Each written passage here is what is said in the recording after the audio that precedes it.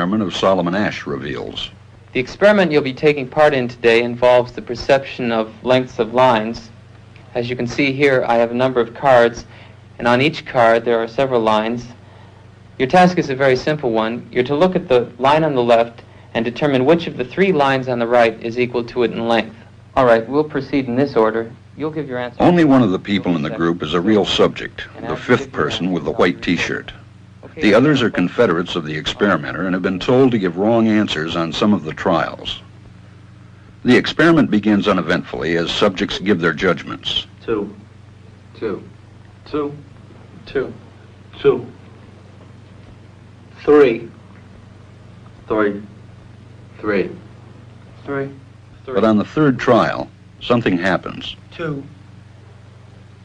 2. 2.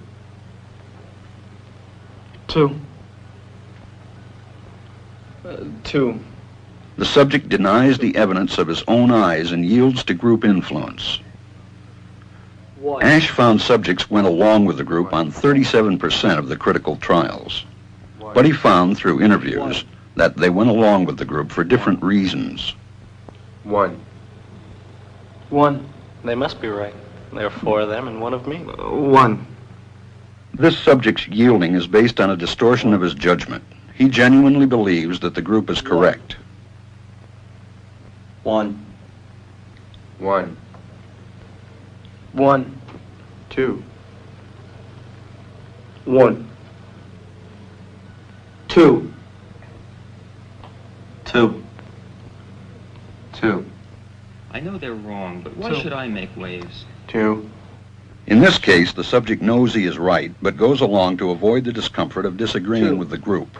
Here, the distortion is at the level of his response. 2. 2. 2. 2.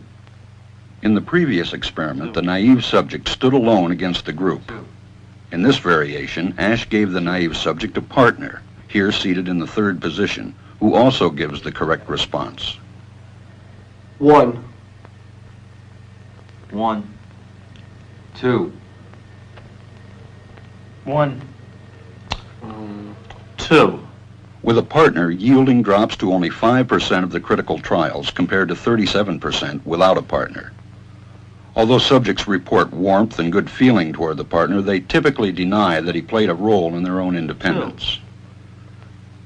The partnership variation shows that much of the power of the group came not merely from its numbers, but from the unanimity of its opposition. When that unanimity is punctured, the group's power is greatly reduced. Sometimes we go along with the group because what they say convinces us they are right. This is called informational conformity. But sometimes we conform because we are apprehensive that the group will disapprove if we are deviant. This is called normative conformity. The strength of the normative factor is shown in another variation carried out by Asch.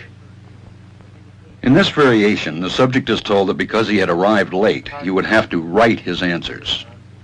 Subjects in this private response experiment are exposed to the same amount of misleading information as other subjects, but they are immune from any possible criticism by the group. 1. 1. 1. And this enormously reduces the pressure to conform. Conformity drops by 2/3. Asch's experiment is a classic. It reveals how people will deny what they see and submit to group pressure. It allows us not only to observe conformity, but to study the conditions that increase or reduce its